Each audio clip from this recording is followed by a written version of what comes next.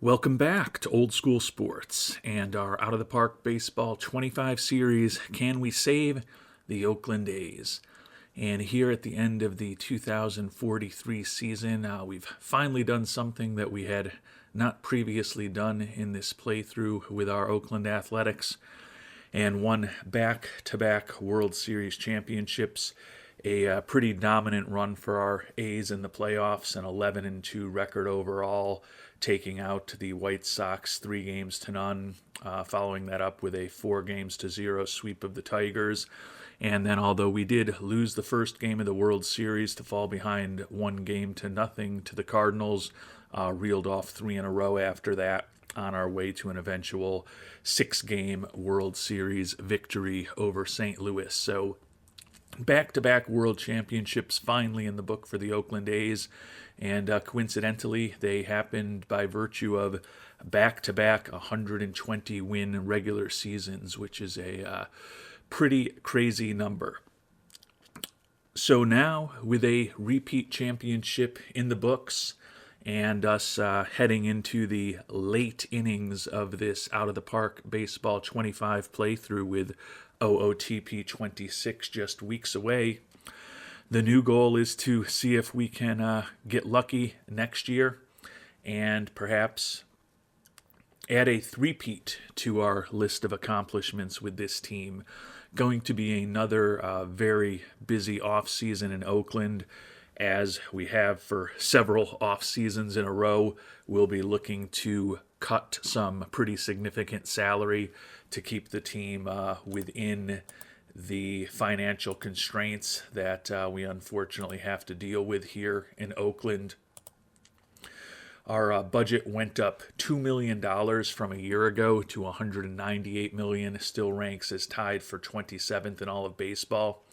And you can see right now we are set to spend $170 million in salary next year, which obviously leaves us almost nothing for scouting, player development, the draft, and international amateur free agency.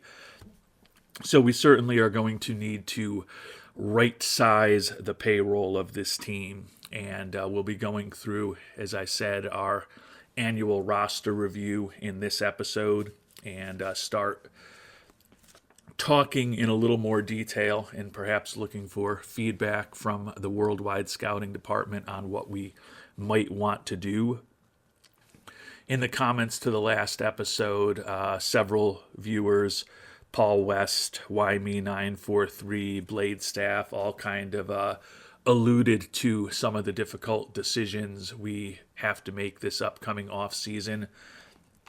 With that target of $170 million payroll, we probably need to take at least $25 to $35 million out of it, and we're not as close to getting there as you might think, because although it says we were at $155 million this year, we actually paid nothing for Esteban Narvaez. But when he earlier today opted out of his contract and said that he's going to go to free agency rather than joining us for the final year of the deal next year, for some reason that made that $19.4 million go from the nothing that we paid to it to what his actual amount was. So our real payroll last year was more in the $135 million area, and we can probably be a bit higher than that next year.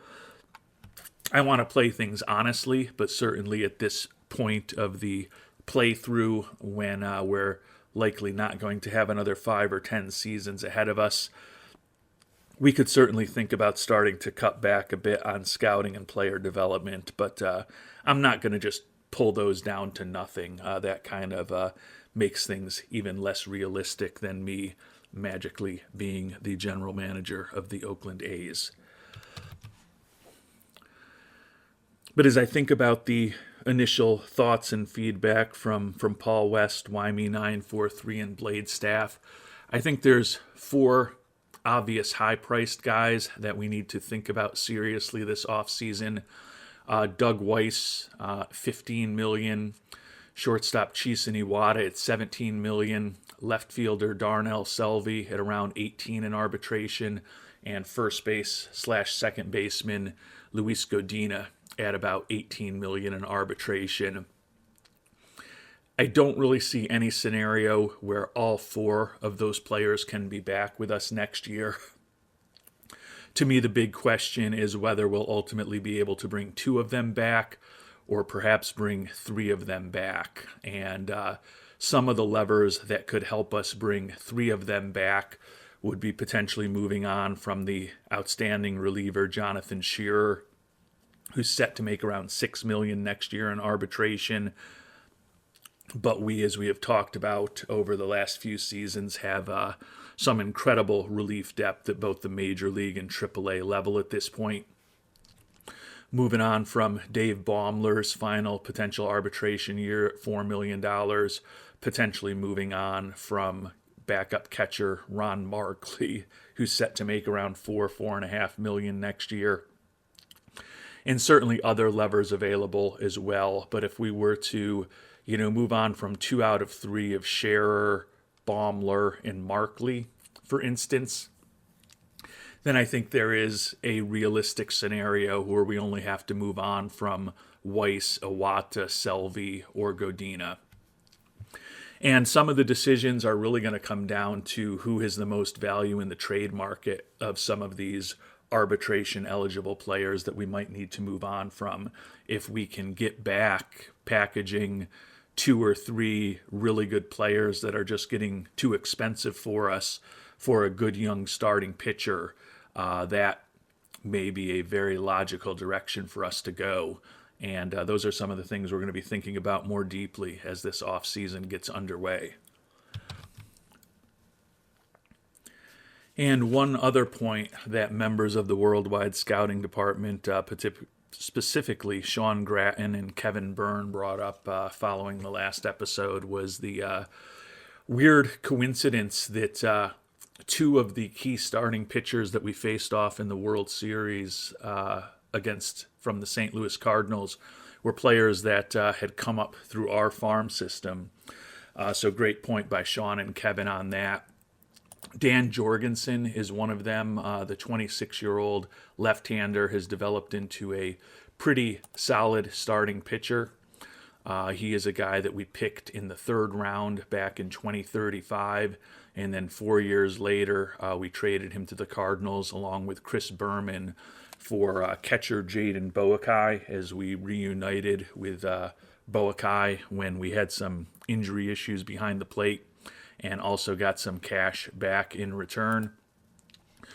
Jorgensen, at this point, has developed into a good, solid Major League starter for the Cardinals over 3.5 seasons at this point, a 44-24 record, 3.78 ERA, and well above average ERA plus and FIP minus.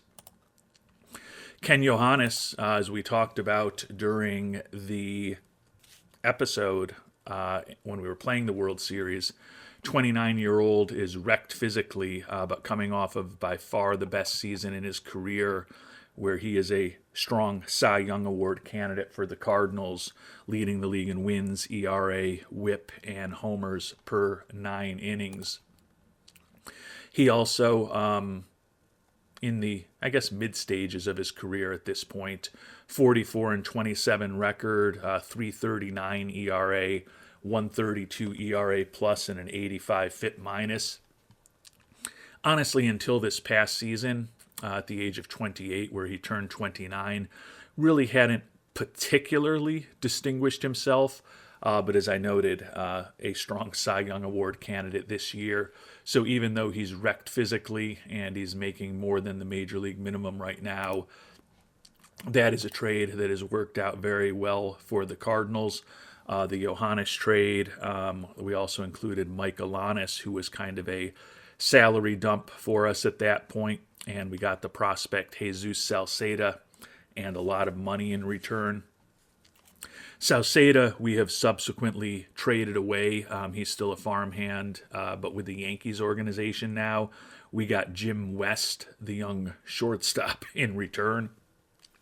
So still holding out some hope that what we ultimately got back for Yohannes and Alanis in Jim West will give us some production at the major league level at some point.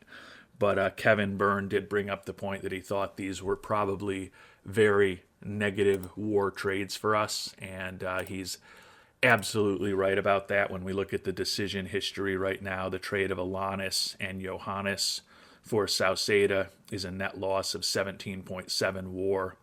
Yohannes 12.5 of that, and Alanis the balance, because Sauceda has not done anything at the major league level. So in retrospect, certainly don't love that deal. But as Kevin did point out, although this is a negative WAR deal for us at this point, when we think more broadly about things, we've won 3 of the last 4 World Series and 5 of the last 8 World Series since we made that trade in middle of 2039. And interestingly, both of those trades were in the summer of 2039, one in June and one in July. So we traded away 2 good, solid starting pitchers to a team that we ended up facing in the World Series in less than a month. But we have won 3 out of 5 World Series since we made that trade. So I don't know that there's really much of anything for me to complain about. I will also say this, with both Jorgensen and Yohannes, who was a 17th round draft pick of ours back in 2033. We'll say that he's definitely worked out for a 17th round pick incredibly well. I think it just kind of documents the value in the big investments in scouting and player development and coaching that we've had over the years, because our pitching staff, despite being able to trade away guys like that became big-time players, Joe Lewin, who we traded to the Phillies many years ago, has also become a really good starter for them, and we've clearly developed a ton of good starters and relievers through the course of this playthrough. So I think being willing to draft pitchers, including high school pitchers, is something that I hope others may have gotten a little more receptive to by seeing how it's worked out for me over the course of this and previous playthroughs. I've certainly learned from viewers and commenters as well. Definitely feel like I am more willing to entertain college players whose ceilings may not be quite as high than I used to be, and also definitely more willing to consider profiles of players who are perhaps a bit more strikeout prone than I would like, or even in some cases have some negative personality traits. So the whole point of doing this is hopefully for you to learn some things, watching the things that I do differently and hopefully sometimes well, and for me to learn also. And I think that those continued big investments in scouting and player development and the outstanding coaching staffs that we have put together across our organization are things that have definitely paid dividends through this playthrough, and honestly enabled us to make some bad trades in retrospect, moving on from guys like Yohannes and Jorgensen and Lewin, and still put ourselves in a situation where we are a perennial contender and have plenty of talent coming up through our organization to offset the losses that we experience through trades in free agency for financial reasons every offseason. So as always, thanks to everyone and all the members of the Worldwide Scouting Department for all the comments and feedback and thoughts. As we get this season recap episode underway and start planning for the offseason, we'll take one final look at our team stats from 2043. The 120-42 record was well above Pythagorean expectations. Had a crazy 6-2 record in extra inning games, and an even perhaps crazier 25-9 record in one-run games. Our worst month of the season was an 18-9 record in June, so the team was dominant throughout. Clearly the best offense in the American League, first in the league in runs scored, and you can see first, second, or third in every primary offensive category. Led the league in steals, middle of the pack in base running, led the league in defensive efficiency and second in zone rating. And the pitching was ultimately fantastic as well. First in the American League with 591 runs allowed, the fewest that we've ever allowed over the course of this playthrough. And we were first or second in all of the primary pitching categories except for walks, where we were still above average, ranking 6th in the American League. So just a monster statistical season across the board for our Oakland A's here, which is kind of what you'd expect in a 120-win season. And we will start off our end-of-season review and beginning of off-season planning as we typically do with our pitching staff. And despite the fact that we're going to likely be moving on from several of our more important pitchers this offseason, still think we're in a very good position.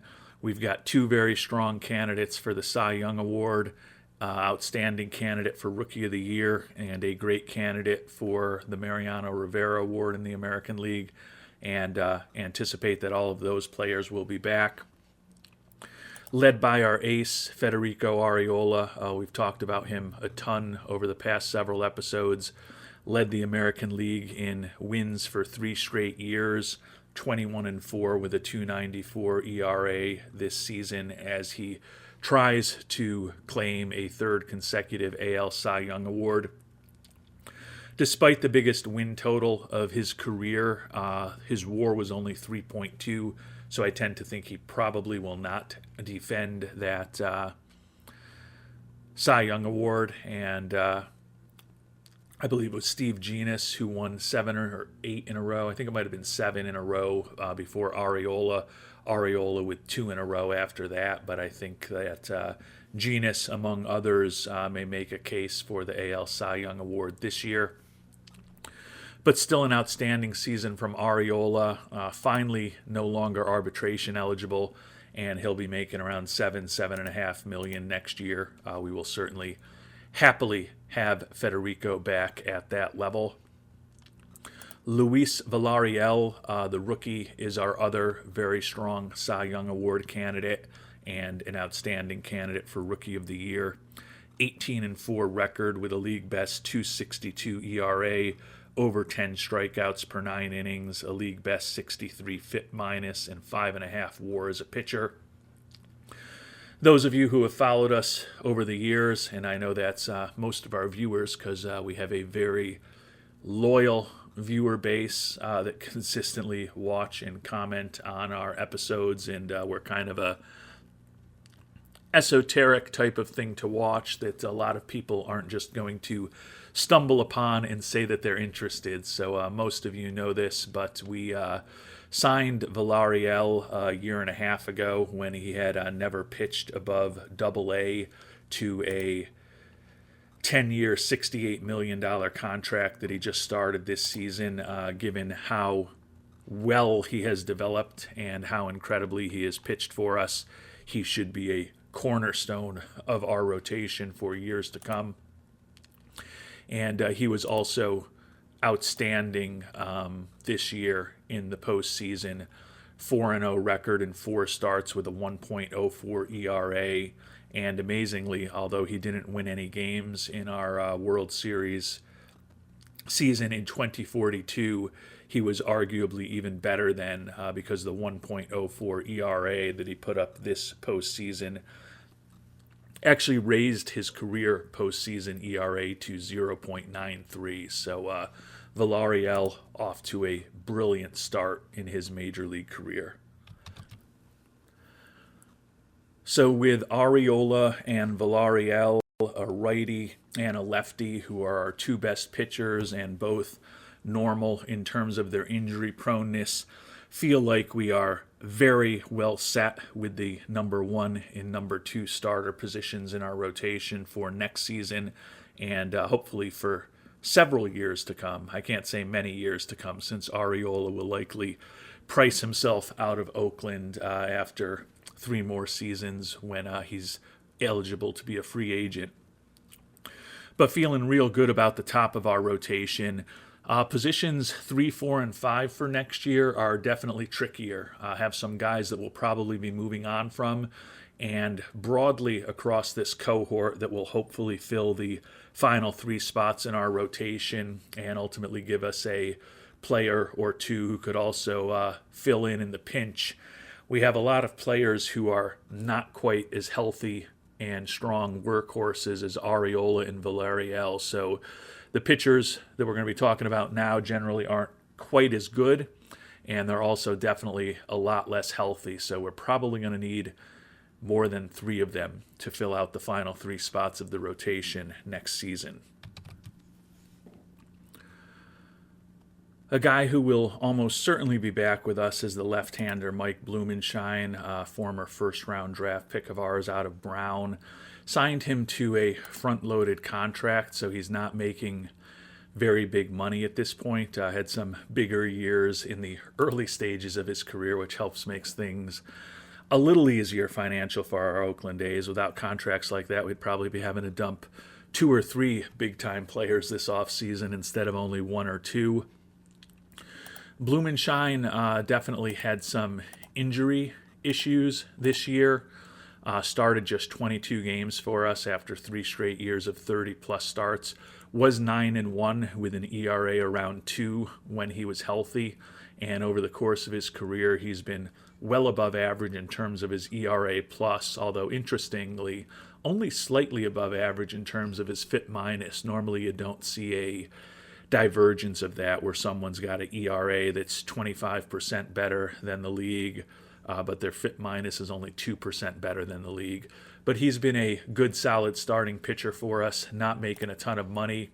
Fragile, so, when we budget in thinking about next year, hopefully we get 20, 25 starts out of him again next year. In a great case scenario, would love him to be pitching every 5 days.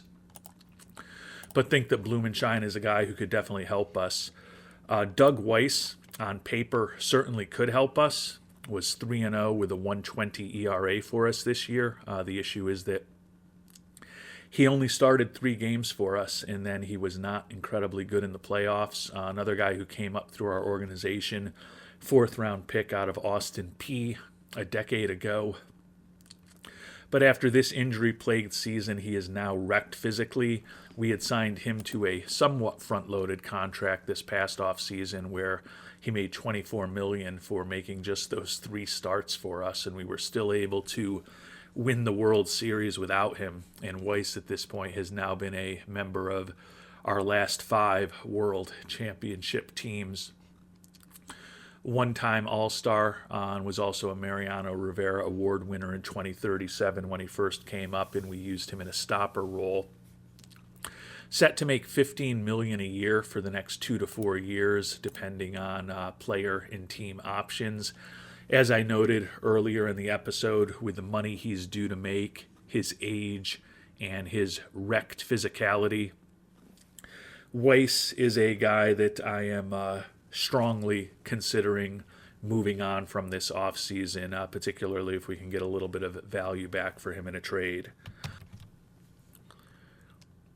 Having Macho Rangel, another lefty in the organization, may make it a little easier to move on from Weiss, although, like the last couple pitchers we've talked about, Rangel with some pretty significant injury issues this year.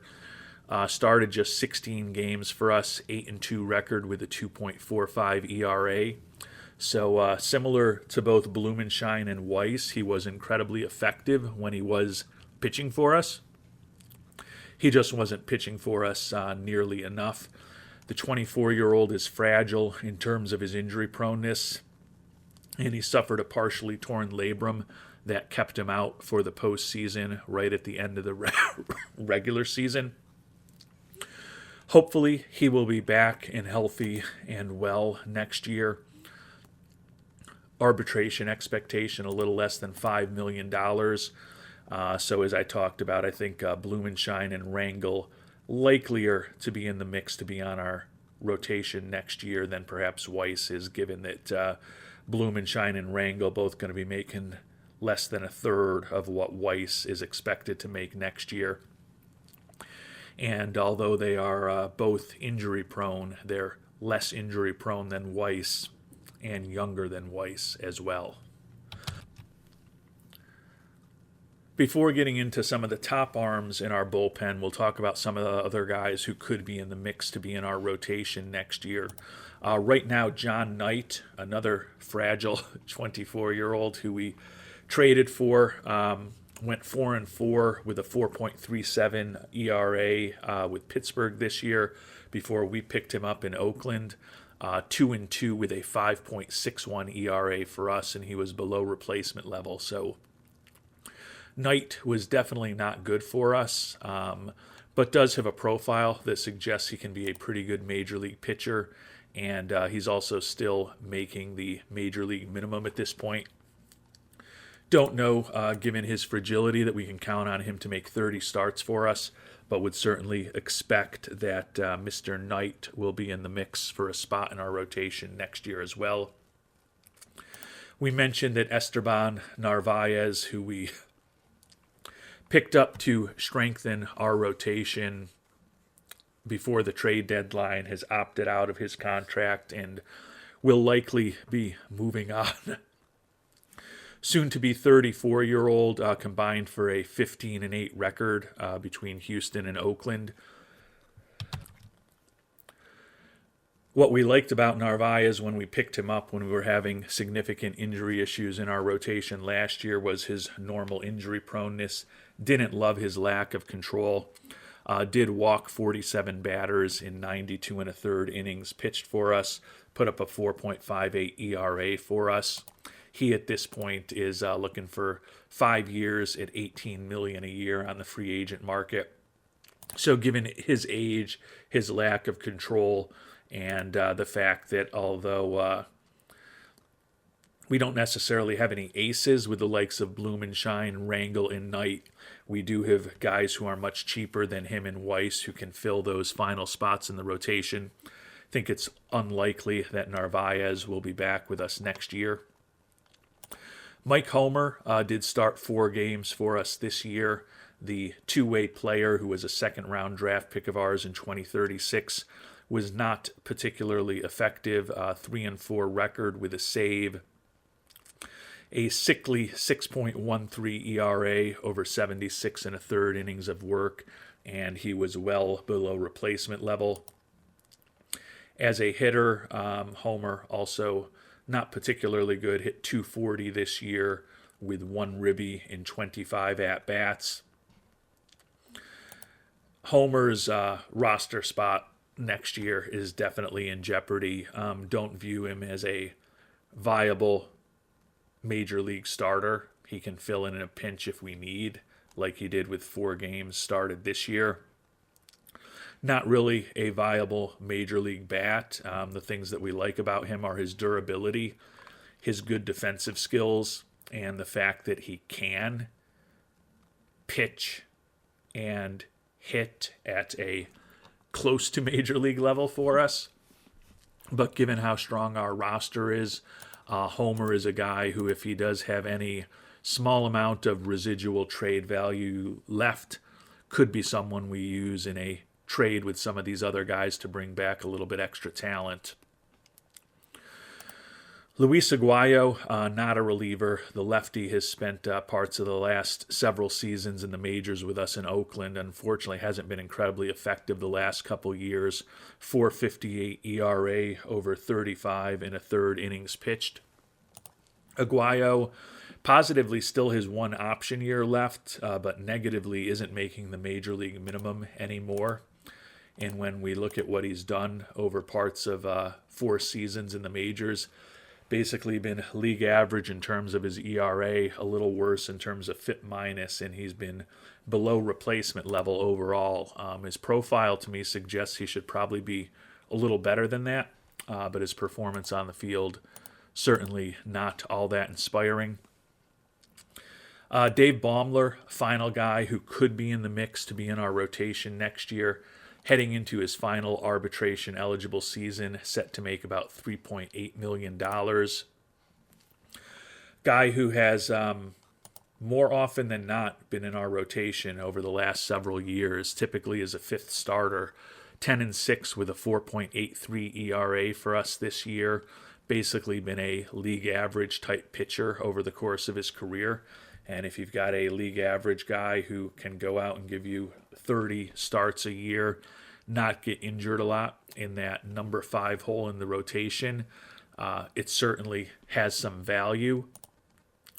Baumler, given that normal injury proneness, is different than a lot of the other potential guys in our rotation we've talked about, specifically Blumenshine, Weiss, Rangel, and Knight, who are all fragile or wrecked physically. So the relative health of Baumler compared to those people is probably the biggest argument to consider bringing him back. But given that right now we've got Arriola and Villarreal in the 1 and 2 holes, and we can potentially think about Blumenshine, Rangel, Knight, and the injured Ernesto Comunez, another guy who's fragile physically, though, as cheaper players. Well, I guess not in the case of Comunez cheaper, because he's signed to a front-loaded slightly contract that he really hasn't lived up to yet. But with guys like that in the mix, maybe bringing back Baumler isn't the right answer, but you could certainly argue that trading away Ernesto Comunez is something we could think about this offseason too, given that he's still 6 weeks away from recovering from that surgery to remove bone chips in his elbow. Might not really be trading him at the most opportune time to extract some value. He was 4-0 with a 1.80 ERA for us this year, so very similar to a lot of the other pitchers that we talked about who had some injury issues. Blumenshine, Weiss, Rangel, and Comunez were all outstanding for us at the major league level this year when they were actually healthy and pitching. The issue is we just didn't get enough innings and starts out of any of them. So thinking broadly about the rotation, even if we were to move on from, say, a Weiss and a Narvaez, maybe a Homer and a Baumler as well, we still have 4 or 5 guys that we like to compete for those final 3 spots in the rotation. Not necessarily the most physically dominant and imposing players in the world competing for those spots, but numbers can be an asset as well. And speaking of numbers, we'll turn now to our very deep and productive bullpen. The left-handed reliever Bobby Surgener had an off year for him with an ERA of slightly over 4, although he did strike out 10.4 per 9 innings. Surgener, the lefty, still not eligible for arbitration yet. So as a guy who's making the major league minimum, he will probably be back with us next year. Jesus Berlanga, an IAFA signing in 2037, made his major league debut this year with a sub-3 ERA and 10.8 strikeouts per 9 innings. Negatively, he did give up 8 home runs in just 55 2/3 innings, but still was pretty productive. A guy who's also making the major league minimum and should be in the mix. Similar story with Savion Keys, 25-year-old former 14th round pick. Another pitcher who made his debut this year, put up a 2.49 ERA over 25 1/3 innings. Another guy who's making the major league minimum. Another guy who's got option years left, 2 of them in particular, so he will certainly be competing for a spot in the bullpen again. Guy who will definitely be back in the bullpen is David Ibarra, 2.44 ERA over 77 1/3 innings for us this year. And Ibarra still has 2 option years left if we want to take advantage of them. But with his pitching profile, his durability, an outstanding fastball, and the fact that he's got a 1.69 ERA plus and an 80 FIP minus over 2 years in the majors, or parts of 2 years in the majors more accurately, Ibarra certainly a very cost-effective reliever for us to have back next year. A guy who has been pretty much as productive but no longer quite as cost-effective is the 29-year-old Jonathan Shearer, former 15th round pick from 12 years ago. 4-2 record for us this year, 8 saves, 25 holds, 32 shutdowns versus just 8 meltdowns, 2.84 ERA. A good, solid reliever for us for the better part of a decade at this point. 293 career ERA, 145 ERA plus, 78 FIP minus. Just a good, solid right-handed reliever that delivers the goods every year. Unfortunately, Shearer set to make about $6 million next year, given the depth we have in our bullpen and given that we need to likely save some money this offseason. I think Shearer is a guy who we could look to move on from since he probably has some decent trade value. Not incredible, but it's possible that a big market team could look at someone like Shearer as a potential closer for them, and we can definitely get something back in return for him, particularly if we bundle him with some other players. Lefty Wilson Rangel, like David Ibarra, is a guy who certainly has a roster spot next year. He is finally arbitration eligible, unlike some of these other relievers. Going to be making about $2.5 million next year, but he's coming off of an outstanding season. Led the American League with 29 holds, 3.05 ERA with almost 11 strikeouts per 9 innings, and he has been a well above average pitcher in terms of his FIP minus each of his 3 seasons in the majors for us. And speaking of well above average pitchers, last but not least, our closer, Joe Heilman. Former 5th round pick as a high schooler back in 2037. Set to make a little over $4 million next year, so he is getting more expensive. But he is still cheaper than the likes of Jonathan Shearer and an even better pitcher. Throws over 100 miles an hour. His fastball and his splitter are both off the charts.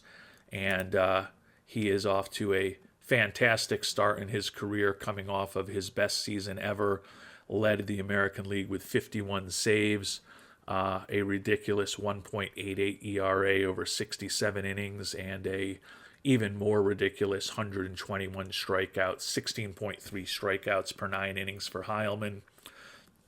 229 ERA plus and 41 FIP minus, both ridiculous figures. Put up a 3.4 WAR for us as a closer in just those 67 innings that he did pitch. And I don't think he's a strong Cy Young Award candidate with the likes of Arriola and Villarreal on the team, but I would be shocked if Joe Heilman is not the American League Mariano Rivera Award winner when the balloting concludes in a few weeks. So ultimately, when I think about our pitching, I feel like we're in a real good spot. We're definitely going to lose some people. Narvaez, as we talked about, certainly leaving. Baumler possibly leaving. Homer possibly leaving. Maybe we trade away an Aguayo, probably trade away a Shearer, and we certainly may end up losing Doug Weiss as well. But we're not going to lose all of those people, and even if we lose most of them, feel that there is enough quality and enough depth that we should still have a very good starting rotation and a very good bullpen again in 2044. Just a matter of the decisions we make to get there. And I think broadly, if we think about our position players, we're in a similar spot, although unfortunately there's 3 very highly paid position players, and I don't know, well, actually there's more than 3 very highly paid position players, but there's 3 very highly paid position players that we may need to think about moving on from. I don't think it's impossible that we bring all 3 of them back, particularly if we do move on from both Weiss and Shearer and some others. But it's conceivable that we may have to pick 2 of the 3 players that we'll eventually be talking about to come back. One who I think definitely won't be back, but he's not a big ticket item, is the catcher Ron Markley. Been our backup catcher these past couple years, done a fine job, although his batting average did dip to 210 this year. The right-hander going to be 27 years old next season, a competent bat, good defensively, but he's set to make about $4.5 million next year. And with our financial constraints and the youngster Luis Covarrubias, our IAFA signing from 2037, now looking ready for the majors, I think saving some money and trading away Mr. Markley for whatever we can get for him likely is a package with some of the other players that we've talked about. Probably makes sense. Covarrubias was close to a league average offensive player in a small sample size in Oakland. Had a dominant year in AAA. Incredible defensively in terms of his blocking and framing. Good in the clubhouse, and a bat that looks like it can be competent at the major league level. He's making the major league minimum right now. Think he will likely slot in as a fantastic backup catcher for us again as we try to save about $4 million next year, moving on from Markley. Covarrubias, being so good defensively, may also give us an opportunity to perhaps play Jonah Richards a bit more at designated hitter. Richards did miss a whole month this year with injuries, so he played just 116 games, but another monster season for the defending American League most valuable player. Hit .312 with 35 homers and 98 ribbies, 6.6 WAR, and a ridiculous 177 WRC plus.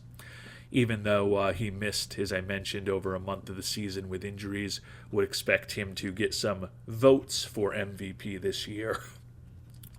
Although I don't expect that he will win, but my thought may be with Richards, the left-hander, play him as catcher every day against right-handed pitching next year, and then maybe have the right-handed hitting Covarrubias be our starter against left-handed pitching behind the plate, given his outstanding defense, and perhaps slide Jonah Richards into a first base or DH role against left-handed pitching. Obviously, he's still going to need some significant days off starting every day against right-handed pitching as a catcher, but do think that not starting Richards against left-handed pitching can improve our defense a bit by getting Covarrubias a little bit of playing time behind the plate, and also maybe ultimately let us sneak a few more games in the lineup out of Jonah Richards by giving him a little less wear and tear, playing him at first or DH against lefties. So as this offseason gets underway, feeling really good about our position behind the plate, and do think that we'll be able to save a little bit of money, potentially moving on from Markley, and also hopefully get a little bit in return for trade from him. Certainly not going to be blown away, I'm sure, with what we get for Markley, but if we package him together with some of the other guys that we are looking to be moving on from, we might ultimately be able to get a useful player in return.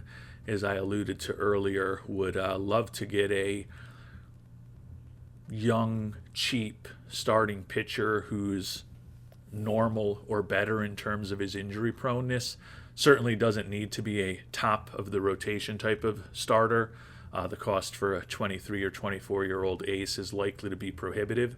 But if we can get a younger guy who slots in as a solid fourth or fifth starter and trade away 3 or 4 guys who are making a bit more money to make that happen, that could certainly be a path forward that Markley helps us execute.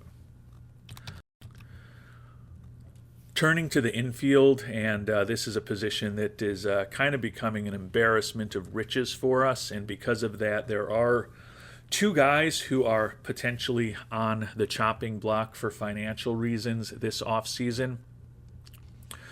First and foremost is first baseman / second baseman Luis Godina, IAFA signing over a decade ago.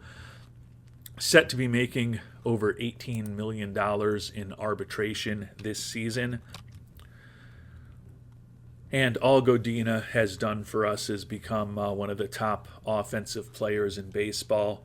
303 average this year, 35 doubles, 8 triples, 29 homers, scored over 100 runs for a third consecutive season, drove in 93, stole a career best 15 bases, ultimately put up a 148 WRC plus and a 5.3 WAR for us. The $18 million price tag for next year is getting expensive, clearly, and that number is going to be well into the 20s for 2045, but we'll cross that bridge when we come to it. But although Godina has often played first base for us the last few years, he is a more than competent defensive second baseman as well, and given how important he's been to our offense, when I think about the 4 expensive players that we've talked about, Weiss, Iwata, Selvey, and Godina, where we certainly need to move on from one of them and may need to move on from 2 of them, I think Godina is the player on that list that I am most likely to have back with us next year.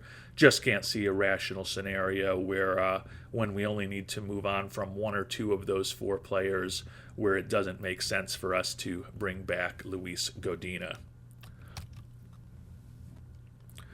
Another first baseman, although he's primarily been a DH for us, who's also a former IAFA signing, is Juan Big Thunder Ramirez. The durable youngster has become a big-time offensive player for us the last couple years as a DH. Played 161 games again this year. Had 36 home runs and led the American League with 120 ribbies. Put up a 125 WRC plus and a 2.1 WAR. He's a guy that we did sign to what we think is a very team-friendly extension in the very early stages of his career. Don't love his lack of skill defensively, but the durability and the left-handed hitter with prodigious power make Ramirez a guy who is likely to find his way into the lineup at first base, DH, or perhaps left field for us for the next several seasons. The youngster David Palomares, another IAFA signing, is a guy who played his first season in the majors this year, batted just .203 in 404 at-bats. He was our starting second baseman against right-handed pitching in a platoon situation, given that his bat against right-handed pitching is materially better than his bat against left-handed pitching. Wasn't incredibly productive, but he did have 19 home runs for us. Was ultimately, though, basically a replacement-level player, despite his versatile and solid defense and the power that he has. He's another guy who we signed to a very reasonable, even if he ends up being a utility infielder extension.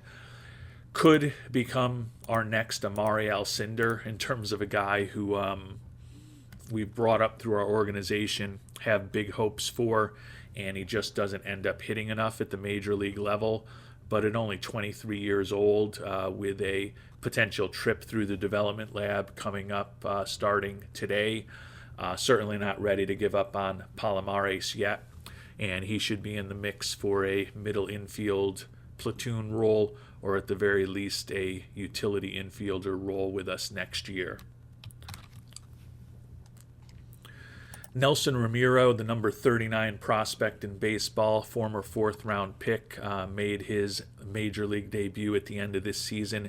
Hit just .202 in 119 at-bats, but another guy who is good and versatile defensively, who we think can ultimately be a average-ish major league type bat.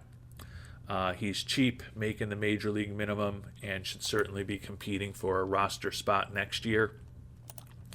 Can say the same thing about Phil Swenson. Ended up hitting .259 and 324 at-bats for us this year. versatile infielder, good speed, and a bat that's kind of not good, but not bad. The issue with Swenson is that he is now out of option years and set to be making more than the major league minimum next year. So with youngsters like Ramirez, Palomares, and Ramiro in the mix, it's not inconceivable we might look to move on from the likes of Swenson and, as we talked about, the potential two-way player Mike Homer this coming offseason. One infielder we will definitely not be moving on from is Juan Pimentel, another IAFA signing from 2033. He's a guy who we did make a long-term commitment to and starting to get up there in terms of making some real money, but given his level of production, still a very good contract for us. The 27-year-old is durable. He was the Rookie of the Year in 2039 and the AL MVP in 2040. And all he did this past season was lead the American League in at-bats, runs, hits, doubles, and batter WAR, while also hitting .314 with 30 homers, 118 ribbies, and 43 stolen bases. So Pimentel in the next couple of weeks could very well become a two-time most valuable player for us. And given his durability and his age and his contract, would expect him to remain a pivotal player in our lineup for years to come. And another youngster who, again, could contribute to us moving on from the likes of Swenson and Ramiro is the third baseman, Luis Rangel. Scouting discovery from back in 2036. Had an absolute monster season in AAA Las Vegas, where he was the most valuable player of the PCL. And he did hit .467 for us at the major league level in 30 at-bats. Don't know that he got much, if any, playing time in the postseason. Yeah, he was on the postseason roster, but our team is just so good that he wasn't even used as a pinch hitter or a defensive substitution.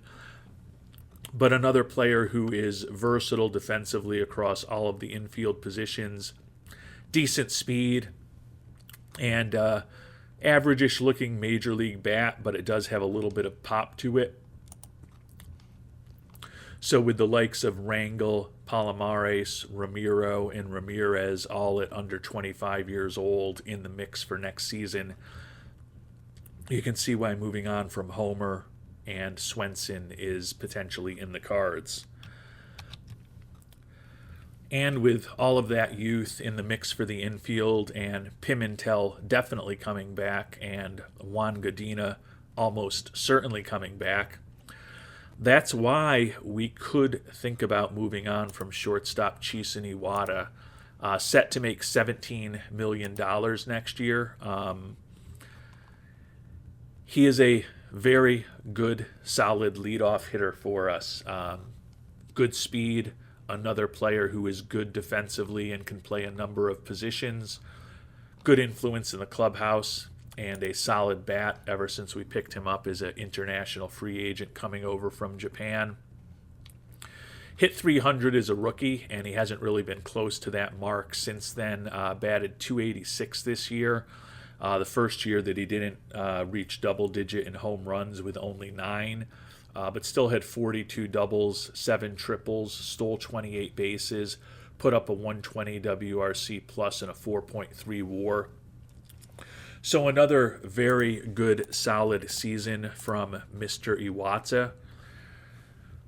But you could still make an argument that either he or Godina is surplus, given the outstanding young depth that we have in our infield and the financial constraints that we're under. As I've talked about, I don't think I'm moving on from Godina, but we will be investigating what the trade market looks like for the likes of Godina, Iwata, Homer, Swenson, Markley, and others as we move forward. Can definitely see a scenario where both Iwata and Godina are back. That would certainly give us the best offense possible going forward, but there's definitely no guarantees. And between our discussions around Weiss, the starting pitcher, Godina, the first baseman, and Iwata, the shortstop, we've talked about 3 of the 4 guys who are set to make really big money next year that we may need to move on from. And the 4th on that list is Darnell Selvey, the left fielder, former first-round draft pick who has come up and been a very productive player for us for almost 5 years at this point. Set to make a little over $18 million next year in arbitration, and Selvey is coming off of what for him is a bad offensive season. The 123 WRC plus, still very productive, but by far the worst number of his career, 21 points worse than the 144 that he put up a year ago. And his 3.3 WAR, also the worst mark in his career. Still hit 276, 17 homers and 83 ribbies. He did miss some time to injury this year. Also stole 21 bases in 23 tries. So he remains a very productive offensive player. And at $18 million, assuming he bounces back a bit towards that 5 to 6 WAR area, certainly a number that can be justified. But he did pick a perhaps inopportune time if he wants to stay with the Oakland A's to have the worst season of his career. As I think about Selvey, Iwata, Godina, and Weiss, we clearly have to move on from one of those 4 players for financial reasons. The question is whether we need to move on from 2. If we only move on from 1, I think the wrecked, soon-to-be 32-year-old starting pitcher in Weiss is the most logical one to move on from. The question is, what do we do if we move on from 2 of them? Godina is safe, as we talked about. So if we had to move on from 2, I think the question is, do we move on from Iwata and then just use the youngsters Ramirez, Palomares, Ramiro, Rangel to bolster Pimentel and Godina in the infield? Or if we decide to keep Iwata, if we move on from Darnell Selvey, do we consider moving Juan Ramirez out of designated hitter and into left field, where his range is not great, but he does have a good error rating and a good arm. I think offensively, he's not as dynamic a player as Selvey, but clearly with 77 home runs and 254 runs batted in his first 2 seasons in the major leagues, he is a more than competent offensive player. And if we did move on from Selvey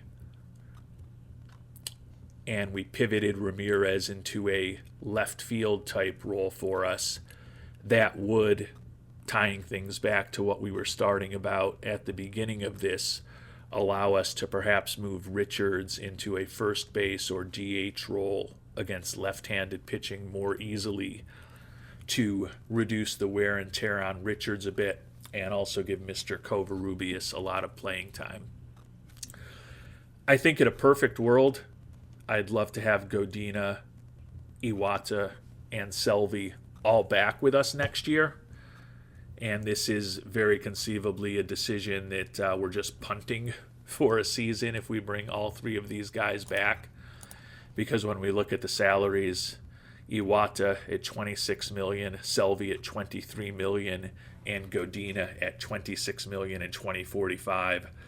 Clearly, we're not going to be able to afford to have all 3 of those on the books. So even if we do move on from Weiss and bring back all 3 of those players this coming season, it's conceivable that a year from now we're going to need to have a similar discussion, because I don't think it's realistic to have more than 2 of these guys back in 2045. So the interesting decisions will continue.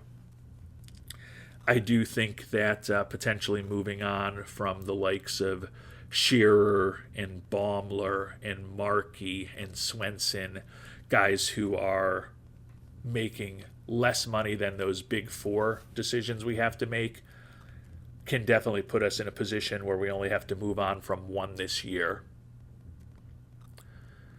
But who we can get for all of these different guys in the trade market will also be very important to my ultimate decision making. And we'll finish things up by talking through the rest of our outfielders. Jesus Aguilar, former IAFA signing from almost a decade ago, has really settled into a pretty productive role for us as a fourth outfielder over the last 3 years. Really like his speed, really like his defensive versatility. The bat is not great, but it's not a total embarrassment. The left-handed hitter hit .246 this year, 13 doubles, 2 triples, and 5 homers and 260 at-bats. Stole a career-best 18 bases, but ultimately his 76 WRC plus was the lowest of his career, but he was still above replacement level. Aguilar set to make about $1.5 million next year.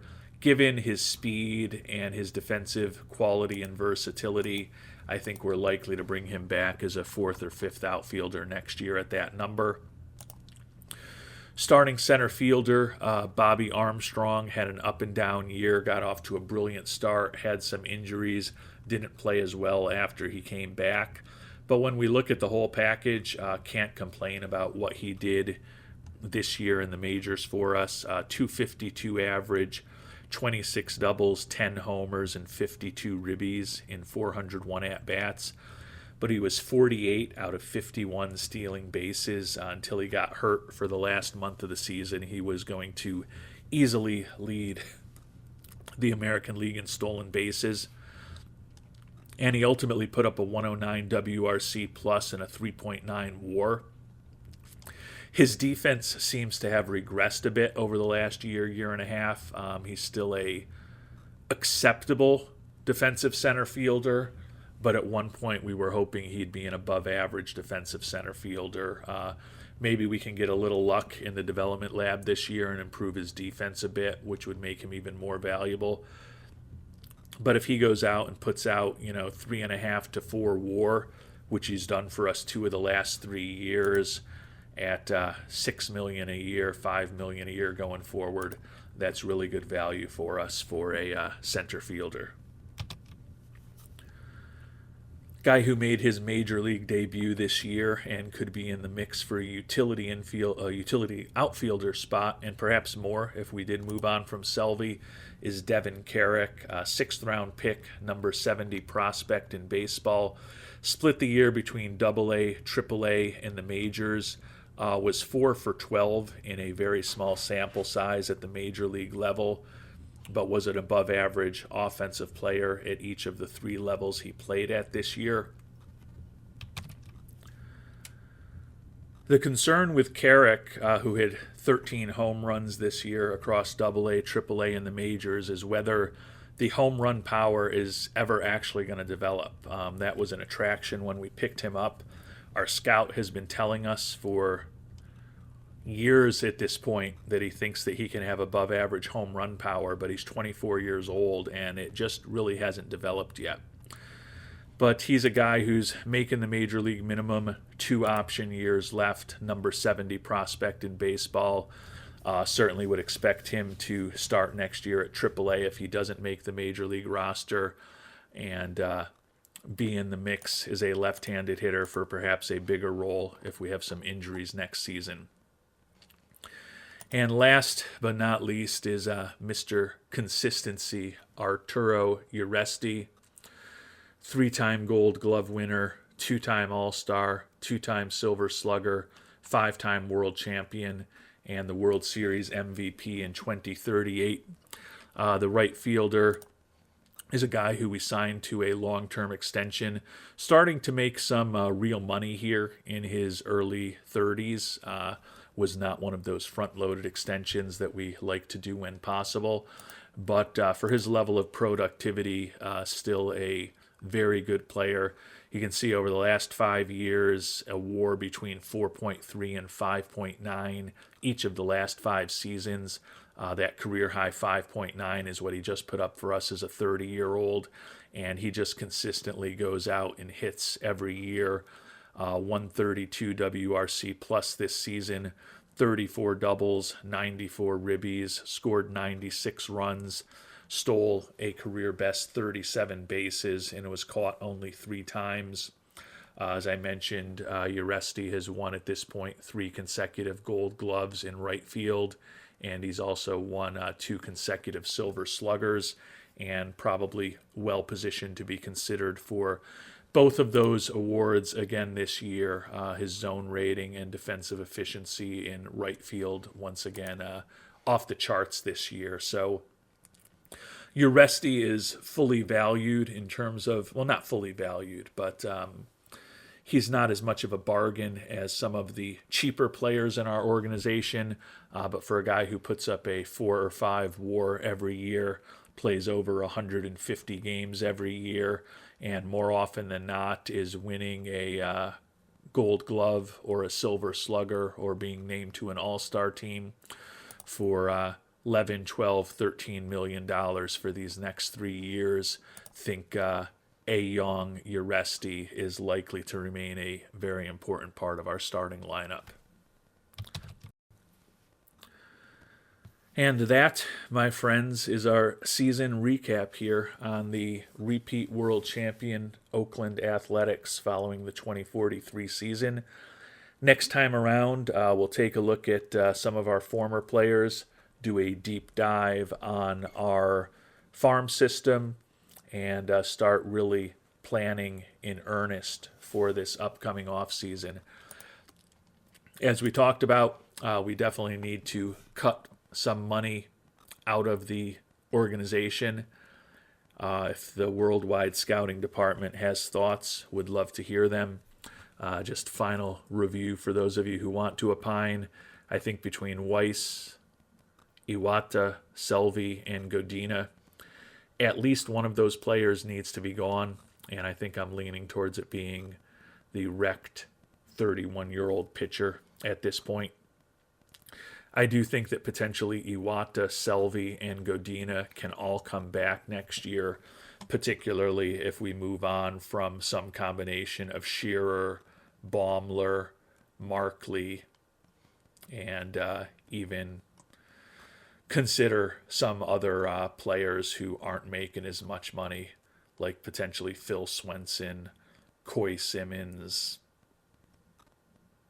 Mike Homer, maybe even a Ronnie Dehan in the mix. I think there are levers for us that we can definitely press so we can bring back 3 of the 4 top salaries that are expected to be on our team next year.